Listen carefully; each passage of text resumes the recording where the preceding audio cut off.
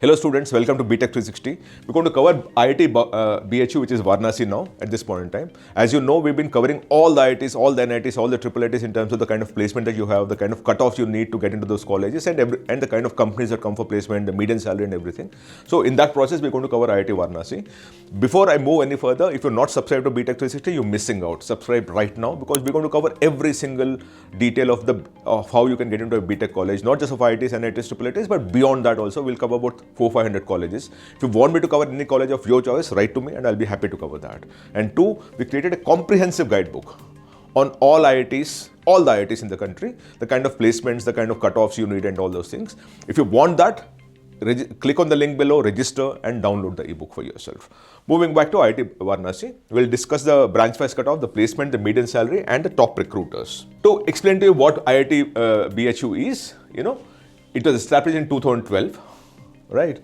It is an INI, which is an institution of national importance, which essentially means that it's got greater autonomy and it also works to create courses for the country in a certain sense. It's spread over 425 acres. The total students is 4,560, of which 80% are boys and 20% are girls. And about 77% students come from outside the state of Varanasi and 23% students come from within the state. So that's the kind of pedigree that you have out here. Right. So very clearly, it's got legacy, it's got everything going for itself in a certain sense. Now, we looked at the placements of IIT Varanasi, and here what we did was we looked at the data that's submitted to the Government of India for the National Institutional Ranking Framework. So it is submitted on an affidavit by the Vice Chancellor or a Dean or Director to the Government of India, and it's much more authentic and true as compared to possibly a marketing brochure that someone would create. So, which is where we took that authentic data from the Government of India's website. There, when we looked at it, in the year 23-24, 1,113 students were admitted, 1,073 graduated. So about 40 people missed out in a certain way. They might have dropped out or failed or whatever it is, but 40 students failed out. 996 students were placed. So from 1,073, 996 were placed and 75 opted for higher studies. I always say when people opt for higher studies now, are they not getting placed because of which they opt for it? Or they're opting for it because that is the original plan? This is a big question mark in my head. I understand an ICER student going for higher studies because that is what the pathway is. But typically in BTech, what people do is they do, get into the first job before you get onto it. But anyways, the data is here. At some point it was 35 only and which now almost doubled, which is what bothers me. Because if you look at this entire thing, there is very clearly almost more than doubling of this rate. But after moving for higher studies, about 99.8% placement is what they claim. And this typically happens for that purpose only, right? That, you move for higher studies so that your placement percentage goes up because from this 1,070, this is reduced to arrive at this percentage also. And the placement median CTC remains at 20 lakh rupees exactly. Again, this also is for me, it's too eerie to be so similar in that sense, right? But that is what the data is at this point in time.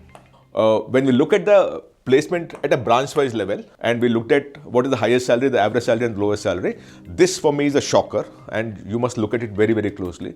For example, in electrical, 51 lakhs is the highest salary, average salary was 24 lakhs and the lowest salary is 7 lakhs. 7 lakhs is the lowest salary in IIT Varanasi. In mechanical, 54 lakhs was the highest salary, 19 lakhs was the lowest, average salary, and 7 lakhs was the lowest salary. Chemical, 51 lakhs was the highest, 19.97 or 20 lakhs was the average salary, 8 lakhs was the lowest. Electronics, 90 lakhs was the highest salary, 27.47 was the average salary, and 6.25 was the lowest. And CS, even CS, you have 10 lakhs as the lowest salary, 34.87 being the average, and 1 crore 68 lakhs being the, possibly it's an international salary that's come up here, so it's the highest salary. But when I looked at this lowest salary, you should be prepared that if you don't perform after joining IIT, this way you land up also. So you should be very careful about it. Getting into an IIT doesn't guarantee you a great salary based on what the average salaries or median salaries are. Unless you perform, this is what you land up to also. Now, what are the cutoffs at which you will get into IIT BHU? We did it branch-wise. This is category ranks. Remember, these are all category ranks. Take a screenshot of this because it will help you at some point in time. For BTech CS, for general category, it's 1489. is the closing rank at which you could get into it last year. 189 for EWS, category rank 189 for EWS, category rank 1 OBC 528, SC category rank 283 for CS, ST category rank 165 for ST. For BTech Mathematics and Computing, this will be a big game changer. If I am you, I will rather prefer this one than this one at this point in time, because mathematics is going to rule the roost in the next decade, because in the age of AI, maths will be ruling the algorithms also. You know all those things, right? So this is anyway shooting up as I move along. 1924 for general category, 321 for EWS category, 883 for OBC category, SC category 674 rank, and 372 category rank for ST category. For BTech Electronics and Engineering, 263 for general category rank, 415 category rank for EWS, 1261 category rank for 1261 for OBC, 805 category rank for SC, and 463 for ST. Electrical Engineering, 3537 for General, Mechanical 7286, and please take the screenshot. I can't keep repeating these numbers. You would know that. Take a screenshot and then we'll move ahead. Remember, this is based on a filter which is gender male, and we did not talk of disability and all here. That's a separate thing. If you want those kind of data, please come back to me, write a message to me, and I'll be more than happy. In fact, the ebook that I mentioned, the guidebook, that comprehensive guidebook I mentioned, would have all that data also. Moving further for the other branches, BTech Chemical Engineering, 8381 is for general category, 8441 for engineering physics general category, 10,278 for civil engineering, material science 10,851, metallurgical 11,398. And then you also have the category rank for EWS, OBC, SC and ST. Please download that or take a screenshot. It will help you. And then moving further, for industrial chemistry, general category 12,721, EWS category 1905, OBC category 4859, SC 2936, and ST 1457. Bioengineering is 12759, ceramic is 13,064, biochemical is 13,255, mining engineering is 14,243, and pharmaceutical is 14,447. So you actually see that across the board. Again, as I said, take a screenshot. One can't keep repeating it. It's in your own interest. Now, what are the companies that come for placement here?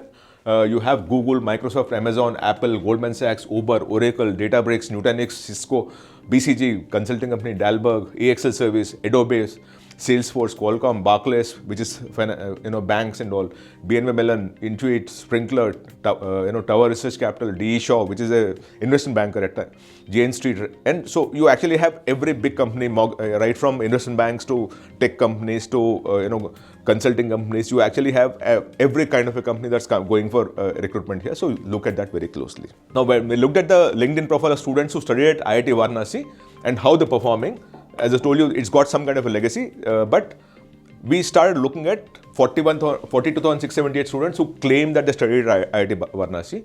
And there, when we looked at that, 334 students right now are working in Microsoft, 93 are right now working in Deloitte, EY 51 are working, Bain & Company 15 are working, which means obviously these companies are going for placement. If you remember the names that I read out there, you will actually see all these names also, right? And the total alumni that worked at these companies at some point in time is 919, of which 334 are right now working, which means the others would have moved on to a better career prospect or moved out of the country. They would have done anything, but 919 worked at Microsoft, of which 334 are right now working in Microsoft. Same thing with Deloitte, EY, Bain & Company. A sizable number of people had worked at these big companies also, right? We then further looked at the Mang companies, which are the trillion-dollar companies, and whether they've gone there for recruitment and those kind of things.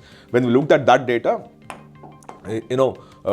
74 students are right now working in Meta, 60 are working at Apple, 337 are working in Amazon, 2 are working in Netflix, and 354 are working in Google, which is a good number. And over a period of time, if you see, even 1,043 were working in Amazon, 804 in Google. So obviously, because these companies go there for placement, you actually can see so many students working there.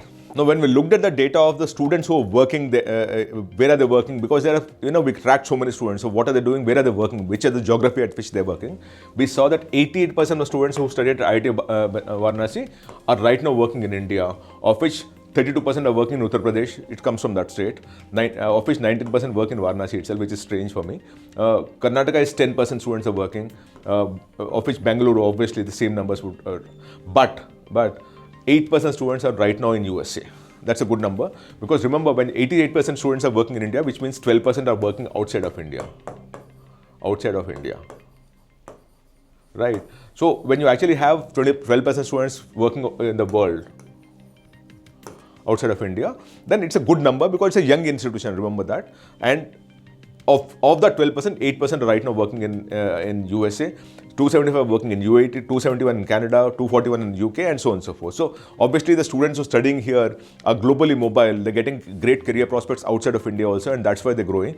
If you give it a few years now, you'll actually see about this number being 20%, 25%, which is what the pedigreed institutions like IIT Bombay and IIT Delhi and IIT Madras will have that, right? So what I told you is that, as you know, we're going to cover all the IITs, all the NITs, and those kind of things. If you want me to cover a college of your choice, please write to me here. I'll be happy to have my research team work, dig data, and then come back to you on the complete data about that particular college.